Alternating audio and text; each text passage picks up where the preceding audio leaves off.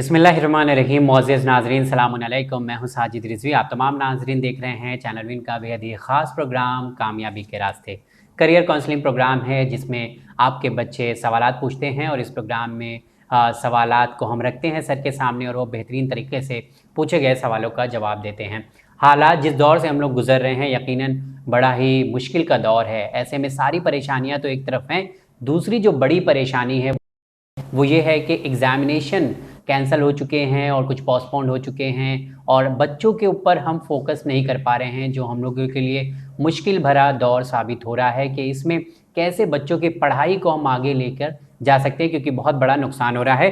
कई और भी सवाल हैं वो भी पूछेंगे, लेकिन आइए हमारे साथ जुड़ रहे हैं। सबसे पहले हम इस्तकबाल करते हैं और मुलाकात करते हैं जनाब SM Raza sir, faculty maths, Salem branch Mumbai से ताल्लुक़ रखते हैं और एक मोटिवेटर और बेहतरीन करियर काउंसलर भी हैं। सर सलाम अलैकुम।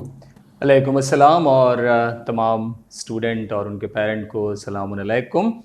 ज़ाहिर है वक्त इस वक्त थोड़ा टफ़ है जी एक टफ़ टाइम से हम लोग गुज़र रहे हैं, लेकिन परवरदिगार आलम से दुआ के साथ कि जल्दी से जल्दी इस तमाम परेशानियों से तमाम आलम इंसानियत बाहर निकल आए जी। और हमारी ज़िंदगी वैसे ही हो जाए जैसे पहले थी। जी सर एक साल तो गया था, अब लग रहा था कि हालात बेहतर हो जाएंगे, जी लेकिन ये सेकेंड वेव आने की वजह से तो अब ऐसा लग रहा है कि ये साल भी बच्चों के जो असर है पढ़ाई पर वो बहुत ज़्यादा पड़ रहा है। तो शायद स्कूल खुलने में देरी हो, क्योंकि इससे पहले तो कुछ स्कूल चालू भी हो गए थे कुछ जगह पे, जी लेकिन एक बार वापस से शट डाउन करना पड़ा। तो ऐसी सिचुएशन में जो माँ बाप बहुत ज़्यादा कंसर्न होते हैं पढ़ाई वगैरह को लेकर, उनसे आप क्या कहना चाहेंगे? शुरू में ही कुछ बता दें उन्हें।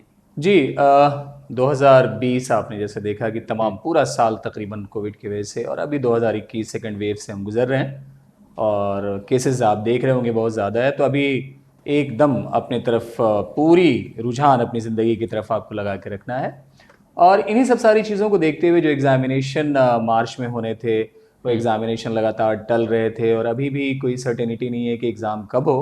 तो हम्म, 10th आपने देखा होगा कि तकरीबन सारे बोर्ड्स, इवन दो CBSE या और भी दीगर स्टेट बोर्ड हैं, हम्म, वो सारे एग्ज़ाम कैंसिल्ड हो चुके हैं, जी। पोस्टपोन नहीं हुए हैं, हम्म, कैंसिल्ड हो चुके हैं। और बच्चों का रिजल्ट जो है उनके स्कूल में जो प्रीवियस उनके परफॉर्मेंसेज होंगे उसके बेस पे वो रिज़ल्ट आएगा और जल्दी रिज़ल्ट भी इंशाल्लाह आ जाएगा। हाँ, ये ज़रूर है कि जो 12th का जो बोर्ड एग्जामिनेशन है वो पोस्टपोन्ड अभी तक किया गया है, लेकिन मुझे लगता है कि जल्दी उस पर भी कोई ना कोई फैसला आ जाएगा। इस तरह से साजिद साहब और भी आपने देखा होगा बहुत सारे एग्ज़ाम पोस्टपोन्ड हुए हैं। जी जी। सर कुछ और भी सवाल हैं, तो मैं चाहता हूँ कि अगर मेजर एग्जामिनेशन की बात करें, लिस्ट ऑफ जी फॉर एग्जांपल नीट है, जी JEE मेंस है, जी ये सब की एग्ज़ाम की प्रिपरेशन बड़ी ही ज़ोर शोर से होती है। तकरीबन बच्चे पूरा पूरा साल पढ़ाई करते हैं, जी लेकिन अब ऐसा मौका आ गया है कि जहाँ पे एग्जामिनेशन की कोई डेट नहीं आ रही है। तो आने वाले दिन में किस तरह से इसकी तैयारी करना होगा, या अभी मतलब क्या एग्जामिनेशन की कंटिन्यूस रखना है प्रिपरेशन, या क्या करना क्या है उसमें? और देखिए अपडेट के तौर पे आपने ये बच्चों के सामने बात रखी है, जी। बहुत अच्छा आपने किया। क्लैट का एग्जामिनेशन पोस्टपोन्ड हो चुका है। हम्म। जेई मेंस के 2 शिफ्ट हुए थे, तीसरी शिफ्ट के एग्ज़ाम जाहिर सी बात है अप्रैल में डेट थी वो भी शिफ्ट हो चुकी है। हम्म। नीट 1 अगस्त को होना है, उसके बारे में अभी कुछ भी नोटिफिकेशन नहीं आई है। ओके। आप मान के चलें कि वो 1 अगस्त में ही होगा। हम्म। इसके अलावा यूपीएससी सिविल सर्विसेज प्रीलिम का एग्ज़ाम जो होना था वो भी एग्ज़ाम पोस्टपोन्ड हो चुका है। हम्म। तो जितने भी एग्जामिनेशन जो अप्रैल मई के महीने में होने वाले थे सारे एग्जामिनेशन पोस्टपोन्ड हो चुके हैं। और डेट्स वगैरह से आप अपने आप को अटैच करके रखें। जैसे मैंने आपसे अर्ज किया, क्लैट की डेट आगे बढ़ चुकी है। नीट के बारे में अभी तक कोई इंफॉर्मेशन नहीं दी गई है, 1 अगस्त पहले से डेट दी जा रही है, आप मान के चलें। मेंस के भी जो 2 फेज बचे हुए हैं उसके बारे में अभी कोई नोटिफिकेशन नहीं आई है। जी। और यूपीएससी सिविल सर्विसेज का एग्जाम पोस्टपोन्ड हो चुका है, जो जून में होना था उसे आगे पोस्टपोन्ड किया जा चुका है। ओके। तो मतलब हम लोगों को कड़ी नज़रें बना के रखना है कि आने वाले दिन में एग्ज़ाम हो सकते हैं। ऐसा नहीं है कि पूरी तरह से एग्ज़ाम को कैंसिल कर दिया गया, बल्कि ये पोस्टपोन्ड हुआ है। जी, और साजिद साहब एक बात मैं कह मतलब रहा हूँ, एंट्रेंस एग्ज़ाम की हम लोग बात कर रहे हैं। एग्जैक्टली और राइट, ओके। इस पे एक बात में यहाँ पे बहुत जो ध्यान देने वाली बात है उसको मैं रखना चाह रहा हूँ।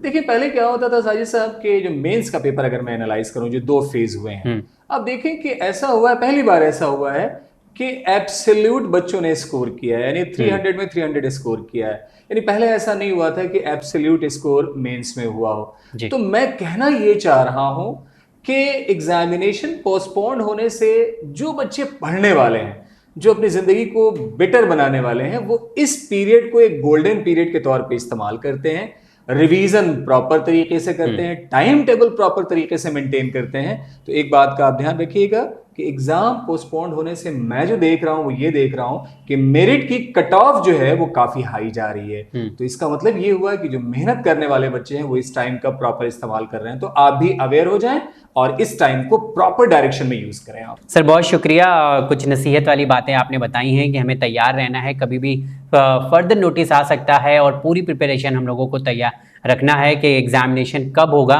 इसके लिए आपको मतलब कभी भी सोचना नहीं है कि ऐसा नहीं है कि एग्ज़ाम नहीं होगा, एग्ज़ाम ज़रूर होगा, बस नोटिस का इंतज़ार आपको करना है। सर कुछ सवाल भी है क्योंकि काफ़ी दिन से लोग इंतज़ार कर रहे थे कि उनका जवाब उन तक पहुँचे, सवाल के जवाब। तो मैं चाहता हूँ कि एक सवाल है जो काफ़ी दिन से इंतज़ार कर रहे हैं, कई बार उन्होंने कॉल भी किया था और मैसेज भी किया है कि उनके सवाल का जवाब दे दें। ये साहब हैं इकबाल जरीवाला, ये सर अपनी बेटी के बारे में पूछना चाहते हैं।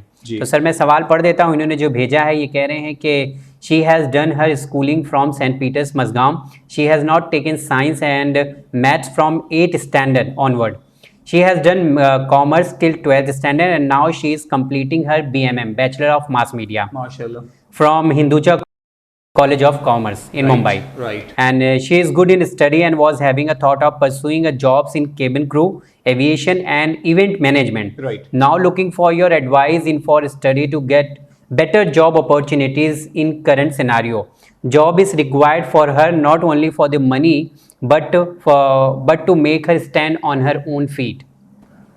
जरीवाला साहब पहले तो बहुत बहुत शुक्रिया आपका, और दूसरी बात मुआज़रत आपसे कि आपके सवाल का जवाब देने में काफ़ी इंतज़ार करना पड़ा आपको इंतज़ार करना पड़ा सवाल का जवाब पाने के लिए, क्योंकि हालात आपको पता है कि कैसे भी चल रहे, मूवमेंट भी बहुत रिस्ट्रिक्टेड है। और बेहतरीन आपने अपनी बच्ची के बारे में लिखा है, और देखिए खुशी होती है जब पेरेंट अपने बच्चों के बारे में इतने वैरायटी ऑफ कोर्सेज के बारे में पूछता है। आपने केबिन क्रू का भी यहाँ पे जिक्र किया है, आपने इवेंट मैनेजमेंट का भी जिक्र किया है, बहुत अच्छा लगता है ऐसे पेरेंट के सवाल जब आते हैं। देखिए केबिन क्रू में जाने के लिए आपको डिप्लोमा इन हॉस्पिटैलिटी मैनेजमेंट ये एक कोर्स आपको करना पड़ेगा, और पर्टिकुलर इस तरह के एविएशन के बहुत सारे कोर्सेज 6 महीने के, 9 महीने के, 1 साल के, मुंबई में ही बहुत सारे आपको ऐसे इंस्टीट्यूशन मिल जाएंगे जो कराते हैं। तो एक कोर्स आप ये करके आप आगे निकल सकते हैं। इवेंट मैनेजमेंट का जिक्र आपने किया, नो डाउट मेट्रोपॉलिटन है, स्कोप है, बॉम्बे जैसी जगह में बहुत ज़्यादा स्कोप है। तो आप MBA इन इवेंट मैनेजमेंट भी आप करा सकते हैं, 2 साल का एंट्रेंस का सहारा आपकी बच्ची को लेना पड़ेगा। और इसके अलावा एक और मैं एविएशन में जाने के लिए आपको एक कोर्स रख रहा हूँ, डिप्लोमा इन हॉस्पिटैलिटी मैनेजमेंट। ये डिप्लोमा का कोर्स भी अवेलेबल है, और इसमें मास्टर्स यानी अगर आप चाहें तो मास्टर कोर्स भी हॉस्पिटैलिटी मैनेजमेंट का आप करा सकते हैं। तो तीनों में मैं देखता हूँ ऑप्शंस की कमी नहीं है। ओके सर, जैसा कि इन्होंने BMM किया हुआ है, इसके बाद ग्रेजुएशन के बाद जिससे जो फील्ड होगी उनकी एडवर्टीजमेंट की तरफ मतलब कर रही है एडवर्टीजमेंट से BMM, तो क्या इस लाइन में भी जाना इनके लिए सही होगा? हाँ, वही मैं कह रहा हूँ। देखिए अगर इन्होंने BMM किया तो जाहिर सी बात है, लास्ट मीडिया का किया है तो वे ऑफ एक्सप्रेशन तो बहुत अच्छा, बॉडी लैंग्वेज तो प्रेजेंटेशन इनकी अच्छी होगी, वो इसके लिए जैसे ये कह भी रहे हैं पढ़ाई में बहुत अच्छी है वो, नो डाउट। और इवेंट मैनेजमेंट अगर यहाँ पे ये करें, जैसे आपने कितना अच्छा पॉइंटर यहाँ पे सामने रखा, तो अगर इवेंट मैनेजमेंट करें तो वो ज्यादा आपके लिए जॉब क्रिएट करेगा। और बॉम्बे जैसी जगह में आप हैं तो इवेंट मैनेजमेंट का तो यहाँ पे इसको बहुत ही ज्यादा है। ओके, तो किसी तरह की कोई प्रॉब्लम आगे चल के नहीं होने वाली है। No doubt. चाहे आप एविएशन के किसी डिप्लोमा के कोर्स को करके आगे निकलना चाहें तो भी, क्योंकि फाउंडेशन बहुत अच्छा आपकी बच्ची का है और मेट्रोपॉलिटन से रह के उसने पढ़ा है, तो डेफिनेटली उसके अंदर एक बेस नॉलेज तो होगी ही होगी। तो जॉब में मुझे नहीं लगता है कि किसी भी तरह के कोर्स को करके उसके लिए कोई परेशानी पैदा होगी। ओके, चलिए बहुत बहुत शुक्रिया। एक और सवाल आया है, और ये आपका ही कन्फ्यूजन नहीं, सबका कन्फ्यूजन ऐसे ही होता है, क्योंकि अक्सर माँ बाप की एडवाइस होती है, दोस्तों की एडवाइस होती है और ख़ुद की पर्सनल चॉइस होती है। इसमें थोड़ा सा मुश्किल हो जाता है सर कि हमें क्या करना है आगे चलकर। एक ऐसा ही सवाल आया है, ये कह रहे हैं कि सर 10th का एग्ज़ाम जो SSC बोर्ड का एग्जामिनेशन था वो हुआ नहीं, और जिसकी वजह से रिजल्ट भी नहीं डिक्लेयर हुआ है, लेकिन मैं पास हूँ, क्योंकि आगे तो ग्रेड मिलके बढ़ाया जाएगा बच्चों को। ये कह रहे हैं कि मेरी अम्मी कह रही हैं कि चूज़ साइंस साइड, एंड मेरे अब्बा भी बोल रहे हैं कि choose science side, and but I am confused that which side I want to go, and my wish is to go in art side for external purpose like army और police academy और other जो field है उसमें जाने के लिए मुझे रास्ता मिल जाएगा। तो ऐसे में आपकी क्या एडवाइस है कि ये अम्मी अब्बा की सुने, साइंस साइड की तरफ जाएं 11th में, या कॉमर्स लेके या आर्ट्स लेके जो है इस तरफ जाएं जिस तरफ इनकी चॉइस है?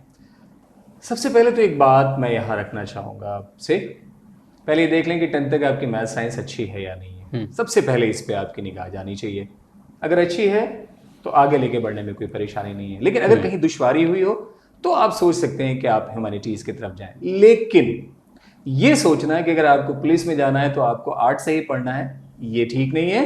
क्योंकि पुलिस में जाने के लिए आपको सिंपल, किसी अगर आपको अच्छे पोस्ट पे जाना है तो आपको ग्रेजुएट होना है जी। Graduate science, commerce, arts, engineering, किसी भी स्ट्रीम से आपको ग्रेजुएट होना है। वहां पे ह्यूमैनिटीज को प्रेफरेंस नहीं है, वहां पे साइंस वालों को या कॉमर्स वालों को प्रेफरेंस नहीं है। किसी एफिलिएटेड कॉलेज से आपको मिनिमम ग्रेजुएट होना है। तो ग्रेजुएट होने में साइंस से भी अगर आप चाहें तो ग्रेजुएशन करके पुलिस में जा सकते हैं, कॉमर्स से भी चाहें तो करके जा सकते हैं, ह्यूमैनिटीज से भी करके जाना चाहें तो आप आगे जा सकते हैं। बट 11th में सब्जेक्ट का जब आप सिलेक्शन करें तो जाहिर सी बात है कि अपने 10th तक के सब्जेक्ट की स्ट्रेंथ को देख के आप करें। ओके, तो जो अम्मी अब्बा कह रहे हैं फॉर एग्जांपल साइंस लो जी, तो उन्होंने कुछ देखा होगा बच्चों में, और Obviously। पर ये बच्चा ये खुद भी देख रहा है कि शायद इतना ज़्यादा मेरा इंटरेस्ट नहीं है साइंस की तरफ, मुझे आर्ट्स की तरफ जाना चाहिए। ये यकीनन बहुत डिफिकल्ट है सर यहाँ पे चूज करना, तो हाँ, साजिद बिकॉज साहब कल देखिए। को अगर वो आर्ट साइड में अपना करियर बना लेता है तब तो माँ बाप खुश हो जाएंगे। Right। और अगर बाई चांस नहीं बन पाया, बाई चांस, ऐसा तो मुश्किल है कहना ये कि नहीं बनेगा, जब इनकी चॉइस है तो जरूर बनेगा कुछ ना जी, कुछ। जी। तो फिर माँ बाप की जिंदगी भर बातें सुनना रहेगा कि हम कह रहे थे कि ये कर लो। देखिए यहाँ पर इनके सवालात के एक एक लाइन को अगर मैं जहन में रखते हुए जवाब अगर दूं तो इन्होंने ये नहीं लिखा कि मेरी साइंस या मेरा मैथ्स मजबूत है इसलिए मैं ह्यूमैनिटीज की या आर्ट्स की तरफ जाना चाहता हाँ, इन्होंने ये लिखा है कि मैं पुलिस एकेडमी और आर्मी की तरफ जाना चाहता हूँ। राइट। तो आर्मी या पुलिस की तरफ जाने के लिए सिर्फ आर्ट्स वालों के लिए ही वैकेंसी नहीं आती है, साइंस वालों के लिए भी वही वैकेंसी होती है, कॉमर्स वालों के लिए भी वही होती है। अगर आपको पुलिस की तरफ जाना है तो आपको ग्रेजुएट सिंपल होना है, ध्यान रखें, आर्ट, साइंस, कॉमर्स। हाँ, लेकिन जो बात मैंने रखी है आपके सामने वो ये है कि अगर 10th तक की आपकी मैथ साइंस अच्छी है तो आपको उस तरफ कंटिन्यू होना चाहिए। हाँ, अगर कहीं परेशानी है तो आप ह्यूमैनिटीज के साइड सोचें। और साजिद साहब ने बड़ी अच्छी बात रखी कि वालिदैन की निगाह हमेशा बच्चों की तरफ बड़ी बारीकी से उनकी ज़िंदगी की तरफ होती है। तो आपके वालिदैन को लगा होगा या ये लगा होगा कि साइंस में ज़्यादा ऑप्शन है और साइंस से कल को अगर आप चाहें तो आर्ट्स की तरफ जा सकते हैं। इन सब सारी चीज़ों को देखते हुए आपके पेरेंट ने आपको सजेस्ट किया होगा। ओके, तो सर यहाँ पे ये कहना गलत नहीं होगा कि अगर आप साइंस लेते हैं, अगर जैसा आपने कहा कि आप अपने सब्जेक्ट को देख लीजिए, आपका मजबूत था, तो आगे चलकर आपको किसी तरह की कोई दिक्कत नहीं आएगी। यानी आप साइंस से आर्ट्स की तरफ भी जा सकते हैं, सिविल सर्विस में भी जा सकते हैं, पुलिस में भी जा सकते हैं, मतलब सारी चीजें आपके सामने हैं, किसी तरह की कोई प्रॉब्लम। लेकिन आर्ट्स अगर लेंगे तो उसके बाद साइंस की तरफ नहीं आ सकते। Right, exactly. और जैसे आपने 12th साइंस से कर लिया तो आपके पास 12th के बाद ही मेडिकल या इंजीनियरिंग जो भी आपके पास ऑप्शंस होंगे वो आ जाएंगे, फार्मेसी के कोर्सेज आ जाएंगे, आपके पास रेडियोलॉजी के कोर्सेज आ जाएंगे। तो सारे डिफरेंट इस तरह के कोर्सेज वहां से ओपन होने लगेंगे। और अगर आपको पुलिस की तरफ चलना है तो एकदम फोकस रहिएगा, और इंशाल्लाह हम लोग प्रोग्राम में आपके लिए बहुत सारी चीजें आज बताएंगे भी, जिससे आपको आगे आने वाले टाइम के लिए रास्ता भी खुलता हुआ दिखेगा। बहुत शुक्रिया सर। बढ़ता हूँ अगले सवाल की तरफ। अगला सवाल, अस्सलाम वालेकुम। वालेकुम अस्सलाम। मेरा नाम हारून राशिद है और मैं कटक उड़ीसा से हूँ सर। इन्होंने लिखा है कि करंटली मैं 12th का एग्जामिनेशन के लिए प्रिपरेशन कर रहा था, लेकिन एग्जामिनेशन पोस्टपोन्ड हो गया है ड्यू टू कोविड-19। और इनका जो सब्जेक्ट है +2 में वो है physics, chemistry, biology and electronics, और I want to further study in the field of biology. अब इनका सवाल है कि सर अभी मेरे पास हाथ में बायोलॉजिकल फील्ड है जो मैं आगे करना चाहता हूँ +3 यानी ग्रेजुएशन के लिए। उसमें 3 रास्ते इन्होंने और बताए हैं कि कौन सा रास्ता बेस्ट होगा सर, आप इन्हें आप बताएं। Bachelor in zoology, bachelor in fisheries science and bachelor in biotechnology are this degree I would like to do in +3 यानी graduation, but I am confused which is the ideal one. All of them have their own master degree, but I just want to know that if I choose to do bachelor in zoology in UG, then can I do master in fisheries? For example simple है कि अगर ये जो है zoology से bachelor degree करते हैं तो अगर इन्हें मास्टर करना है तो क्या ये मास्टर बायोटेक्नोलॉजी में कर सकते हैं या फिशरीज में कर सकते हैं, या यूजी में जो सब्जेक्ट रहेगा उसी को लेकर आगे इन्हें बढ़ना पड़ेगा मास्टर की तरफ? बहुत बहुत शुक्रिया आपका इस सवाल के लिए। जी। और बस अपना ध्यान रखिएगा। और कोविड का आपने जिक्र भी किया है, और एग्ज़ाम पोस्टपोन जैसे हम लोग प्रोग्राम के शुरू में हम लोगों ने डिस्कस भी किया है कि मैक्सिमम एग्ज़ाम जो है वो पोस्टपोन भी हो चुके हैं। 12th बोर्ड के बारे में अभी कोई इन्फॉर्मेशन नहीं है। देखिए यहाँ पर एक चीज़ मैं आपसे कहना चाहूँगा कि अगर आपको ये क्लियर है कि मास्टर में आपको कौन सा सब्जेक्ट लेना है, तो बेहतर यही हो कि आप उस सब्जेक्ट को अंडर ग्रेजुएट लेवल पे भी ऑप्ट करें। ओके। इसका फायदा ये होगा कि 3 साल जब आप उस सब्जेक्ट को पढ़ेंगे और फिर आगे चल के जब 2 साल उसी सब्जेक्ट को मास्टर लेवल पे करेंगे, तो सब्जेक्ट की पूरी इन डेप्थ आपके पास नॉलेज हो जाएगी। अब यहाँ पर फिशरीज साइंसेज में आपने मास्टर की बात की है, तो मैं क्यों नहीं आपको एक ऐसे एंट्रेंस के बारे में बताऊं जो आपको अंडर ग्रेजुएट लेवल पे फिशरीज का एक ऑप्शन प्रोवाइड करे। जी। देखिए, नीट तो आपके लिए बड़ा एक फेमस एंट्रेंस है जो बच्चे बायोलॉजी लेते हैं, लेकिन नीट के अलावा बायो के बच्चों के लिए एक एंट्रेंस हम लोगों ने पहले भी प्रोग्राम में बताया, दोबारा बता रहा हूं, ICARUG, Indian Council of Agriculture Research undergraduate program. NTA ही इसका एग्जामिनेशन कंडक्ट करती है। सिलेबस वही होता है जो आपने 11th 12th में फिजिक्स, केमिस्ट्री, बॉटनी, जूलॉजी पढ़ी है। ऑब्जेक्टिव एग्जामिनेशन होगा, और ICARUG में जो कोर्सेज अवेलेबल हैं वो कोर्सेज मैं आपके सामने रख रहा हूं। आपके पास बायोटेक्नोलॉजी का कोर्स वहाँ अवेलेबल है, वेटनरी साइंसेज आपके पास, हॉर्टिकल्चर है, सेरिकल्चर है, एंड फिशरीज साइंसेज का भी वहाँ पे कोर्स अवेलेबल है। और इस एंट्रेंस की एक खूबी आपके सामने मैं रखना चाह रहा हूँ। सपोज अगर आप उड़ीसा के हैं और आपने ICARUG अगर आपने क्वालिफाई किया, और उड़ीसा से बाहर निकल के किसी दूसरे स्टेट में अगर आपने फिशरीज का अंडर ग्रेजुएट कोर्स ज्वाइन किया, गवर्नमेंट ऑफ इंडिया इस कोर्स को प्रमोट करने के लिए देखें क्या स्टेप ले रही है, आपको 5000 पर मंथ का स्कॉलरशिप गवर्नमेंट आपको देगी। ओके। यानी जिस स्टेट के डोमिसाइल है, अगर उस स्टेट से बाहर निकल के अगर आप ये कोर्स करें, तो आप 3 साल का अंडर ग्रेजुएट फिशरीज साइंसेज का आप कोर्स कर लें, यानी इस एंट्रेंस को क्वालिफाई करने के बाद, उसके बाद फिर 2 साल का मास्टर कोर्स के लिए आपको ICAR का PG का एंट्रेंस आपको देना होगा, और उसको क्वालिफाई करके फिर 2 साल आप फिशरीज साइंस करें, तो कंप्लीट 5 साल आप एक पर्टिकुलर सब्जेक्ट से गुजरेंगे, तो इन डेप्थ आपके पास नॉलेज भी होगी और जॉब के ऑप्शंस भी आपके सामने निकल के बहुत ज्यादा आएंगे। ओके। पर क्या ऐसा हो सकता है कि जैसे जूलॉजी ग्रेजुएशन किया और फिर बायोटेक्नोलॉजी में मास्टर कर लूं, ऐसा पॉसिबल है? हो सकता है, इसमें है, पॉसिबिलिटीज है। ओके। जैसे बायोटेक से अगर आपको मास्टर्स करना है तो माइक्रोबायोलॉजी की तरफ आप स्विच ओवर कर लें, तो वहां पे इस तरह के ऑप्शंस हैं। लेकिन मैं फिर से साजिद साहब, जो मैंने शुरू में जो बात रखी है जवाब में, वो ये कि अगर आपको मास्टर लेवल पे क्लियर है कि क्या करना है, तो क्या बेहतर हो कि उसी चीज को आप अंडर ग्रेजुएट लेवल पे लेके बढ़ जाएं, ताकि आपके पास नॉलेज भी बेहतरीन आ जाए, और जब आपको अंडर ग्रेजुएट लेवल पे एकदम फाउंडेशन से बेहतरीन नॉलेज आ जाएगी, तो उसी चीज को जब मास्टर लेवल और हायर लेवल पे पढ़ाया जाएगा, तो सब्जेक्ट को भी आप इन डेप्थ समझने की पोजीशन में होंगे। कहीं हारून ऐसा तो नहीं सोच रहे हैं कि जो है मेरा ग्रेजुएशन का भी एक डिग्री अलग से हो और मैं मास्टर करूं तो उसका एक अलग डिग्री हो, तो इनके पास डुअल डिग्री प्रोग्राम हो जिसमें जॉब मिले, अपॉर्चुनिटी मिले, ये उसकी तरफ चले जाएं, ऐसा कुछ तो इनका रीज़न नहीं हो सकता क्या? हाँ, हो सकता है। ये तो एक बार अगर इसी कंटिन्यूएशन में एक बार आप अगर सवाल लिखना चाहें दोबारा, तो जरूर लिखें आप। लेकिन क्या होगा कि जब आप स्पेशलाइज कोई डिग्री कर लेंगे और जब आप जॉब के लिए अप्लाई करेंगे, तो आप उस डिग्री को ही प्रेफरेंस देंगे। आप जैसे मान लिया PG आपने फिशरीज में कर लिया, तो आप अप्लाई करेंगे उसी जॉब के लिए, तो उस वक्त आपकी PG की डिग्री देखी जाएगी, ना कि आपकी UG वाली डिग्री देखी जाएगी। लेकिन हाँ, अगर इस तरह की कोई बात जहन में है, जैसा साजिद साहब ने कहा, बहुत अच्छा इन्होंने पॉइंट यहाँ पे रेज किया है, अगर इस तरह का कोई जहन में सवाल है, तो प्लीज एक बार दोबारा से जरूर इसको आप एज अ पॉइंटर हमको लिखें। ओके।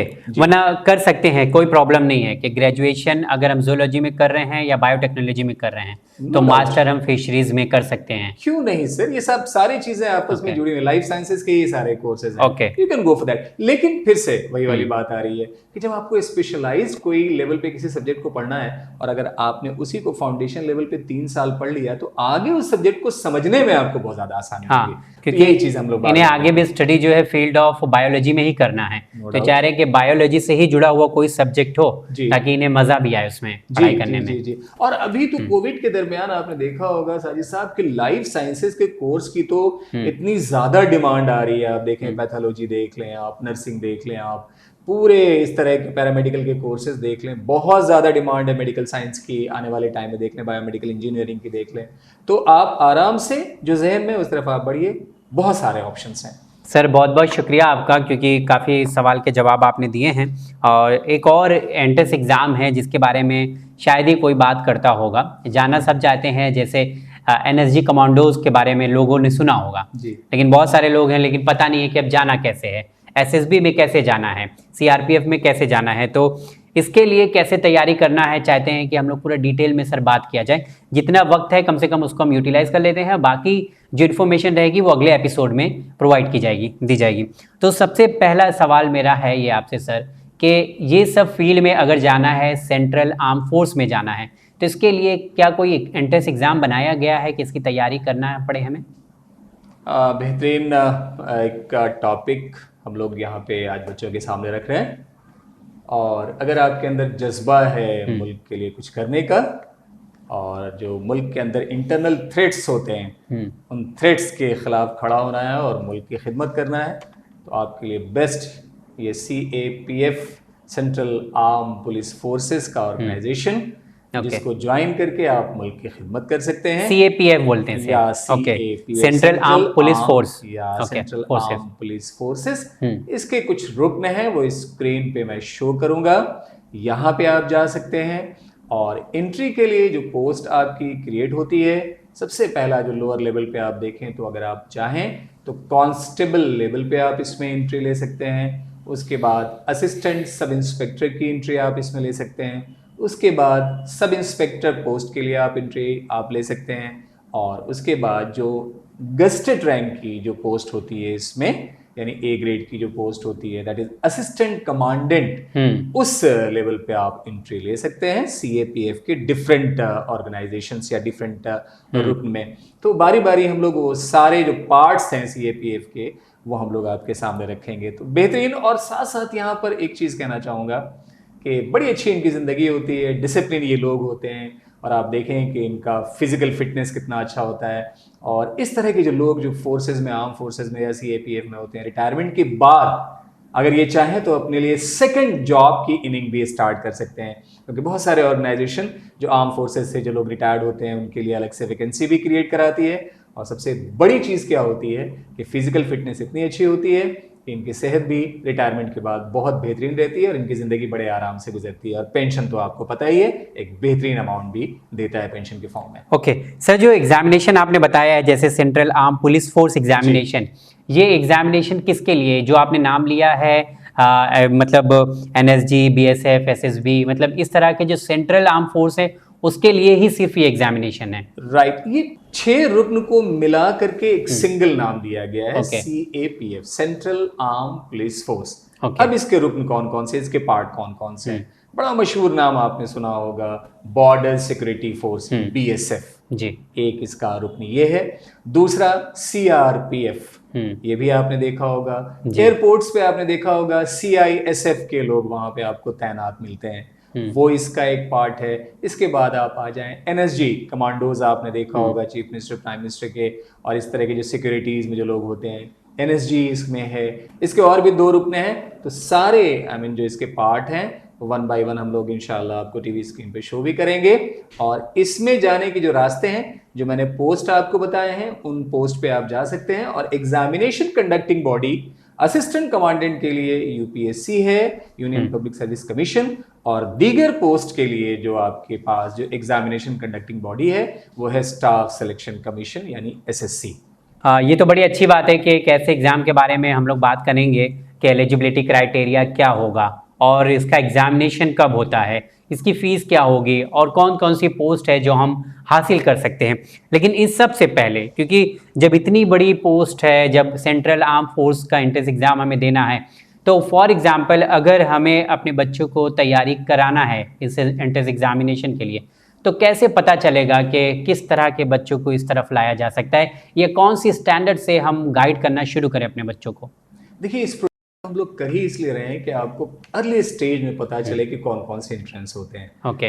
ताकि अगर आपके जहन में है कि आपके अपने बच्चों को वहाँ तक आपको पहुँचाना है तो पहले से ही आप उसके लिए हाँ, तैयारी क्योंकि करना शुरू ज़रूरी है इसलिए क्योंकि ये एक ऐसा एग्जामिनेशन है जहाँ तक मैं जानना चाह रहा हूँ कि बहुत कम उम्र में ही सिलेक्शन होता होगा। No इसका doubt. 20-25 ऐसा तो है नहीं कि 30-35 पे जाके या यूपीएससी के एग्जामिनेशन की जैसे एज आपको ज़्यादा मिल जाती है वहाँ पर, ऐसा तो बेहतरीन। शायद नहीं होगा। एकदम बहुत सटीक आपने इन्फॉर्मेशन यहाँ रखी है। जितने भी आर्म फोर्सेस के जॉब्स होते हैं उसमें एज आप देखेंगे 25 साल से ऊपर ज्यादा जाती नहीं है। हाँ, रिजर्व कैटेगरी में जो लोग हैं उनके लिए रिलैक्सेशन है। तो यहाँ पर क्या है कि 20 से 25 साल के अंदर ये आपको चले जाना है। तो सबसे पहले अगर आपके जहन में है कि आपके अपने बच्चे को बॉर्डर सिक्योरिटी फोर्स या ASF CRPF में एक अच्छे रैंक पे लेके जाना है, एंट्रेंस के थ्रू लेके जाना है, तो आप देखें एंट्रेंस एग्जामिनेशन तो होगा ही, लेकिन इस तरह के ऑर्गेनाइजेशन को ज्वाइन करने के लिए फिजिकल फिटनेस का होना बहुत जरूरी है। इसीलिए आप देखें कि स्कूल लेवल पे NCC नेशनल कैडेट कोर क्यों स्कूल में, क्यों 10+2 के स्कूल में ये सब चीजें या कॉलेज लेवल पे क्यों रखी जाती हैं, ताकि आप अपने बच्चों को NCC ज्वाइन कराएं, वो फिजिकल फिटनेस की ट्रेनिंग लें, डिसिप्लिन बने और अपने आप को ऐसे ट्रेन करें कि जब इस तरह का एंट्रेंस CAPF का एंट्रेंस दें और फिजिकल फिटनेस के टेस्ट में जाएं तो पहले से वो इस तरह से प्रिपेयर्ड हों कि उस तरह के यानी फिटनेस के टेस्ट को क्वालिफाई करने में उनको परेशानी नहीं आए। और एडिशनली एक बात मैं रखना चाहूंगा कि NCC जब आपका बच्चा ज्वाइन करता है तो उसमें 3 लेवल होते हैं, level A, level B and level C। Level B and level C अगर आपका बच्चा NCC क्वालिफाई करके सर्टिफिकेट ले लेता है तो CAPF का जब आप एग्जाम आपका बच्चा फेस करता है और वो फिजिकल फिटनेस और इंटरव्यू लेवल पे जाता है तो B एंड C सर्टिफिकेट वाले बच्चों को प्रेफरेंस ज्यादा मिलता है, उनको एडिशनल मार्क्स भी दिए जाते हैं। तो मतलब ऐसा कहना गलत नहीं है, जो NCC की ट्रेनिंग होती है स्कूल लेवल पर वो हमें काम आ सकती है, यानी हमें हमारे लिए फायदेमंद साबित हो सकती है अगर हमें ये सब फोर्स की तरफ जाना है। तो साजिद साहब, अगर NCC की बुनियाद की तरफ अगर आप निगाह ले जाएं तो NCC की बुनियाद डाली ही इसलिए गई है कि स्कूल लेवल पे ही आपके अंदर मुल्क की खिदमत करने का जज्बा डेवलप होने लगे और आपको डिसिप्लिन वे में चलने की एक हिदायत मिलने लगे और आपको अपने सेहत को मेंटेन करने का एक एटीट्यूड आपके अंदर डेवलप करा दिया जाए, आपकी फिटनेस अच्छी करा दी जाए। ओके, चलिए बहुत बहुत शुक्रिया सर। मुझे लगता है कि अगले एपिसोड में सारी इन्फॉर्मेशन आप बच्चों तक पहुंचाएंगे कि कौन कौन से एग्जामिनेशन है, इसकी डेट कब आती है, इसकी तैयारी कैसे करना है, सारी चीज़ों को इंशाल्लाह अगले एपिसोड में डिस्कस करेंगे सर। बहुत बहुत शुक्रिया आपका कि एक बेहतरीन आपने एंट्रेंस एग्जामिनेशन का आज यहाँ पे जिक्र करने का मुझे मौका दिया और उम्मीद है कि वो पेरेंट जो अपने बच्चों को इस तरह के आर्म फोर्सेज में लेके जाना चाहते हैं उनके लिए ये इन्फॉर्मेशन अर्ली स्टेज में बहुत ही ज़्यादा मीनिंगफुल होगी। चलिए सर, बहुत शुक्रिया। तो अगर आप CAPF के बारे में और ज़्यादा जानकारी हासिल करना चाहते हैं, यानी central arm police force examination के बारे में, या NSG कमांडोज़ की पोस्ट पर पहुंचना चाहते हैं, बॉर्डर सिक्योरिटी फोर्स में जाना चाहते हैं या SSB ज्वाइन करना चाहते हैं, तो सारी चीज़ों को आप कैसे हासिल कर सकते हैं, इसके लिए कौन सा एग्जामिनेशन है और किस तरह की इसकी प्रिपरेशन होती है, सारी इन्फॉर्मेशन लेकर अगले एपिसोड में जनाब SM रज़ा सर हाजिर होंगे। तो जुड़िएगा आप ज़रूर इसी वक्त, इसी प्रोग्राम में ये सारी इन्फॉर्मेशन आप तक पहुंचाई जाएगी। बहरहाल दीजिए इजाज़त, बने रहिए चैनल विन के साथ। लेकिन जाते जाते रिक्वेस्ट करना चाहूँगा कि आप अपना सवाल पूछना ना भूलें। आप सवाल भेज सकते हैं हमारे व्हाट्सएप नंबर पर। व्हाट्सएप नंबर है 9930474147। साथ ही साथ ईमेल भी कर सकते हैं। ईमेल एड्रेस है winislam@gmail.com। अगले एपिसोड में फिर मुलाकात होगी इसी प्रोग्राम में इसी वक्त। देखते रहिए चैनल विन। बहुत बहुत शुक्रिया।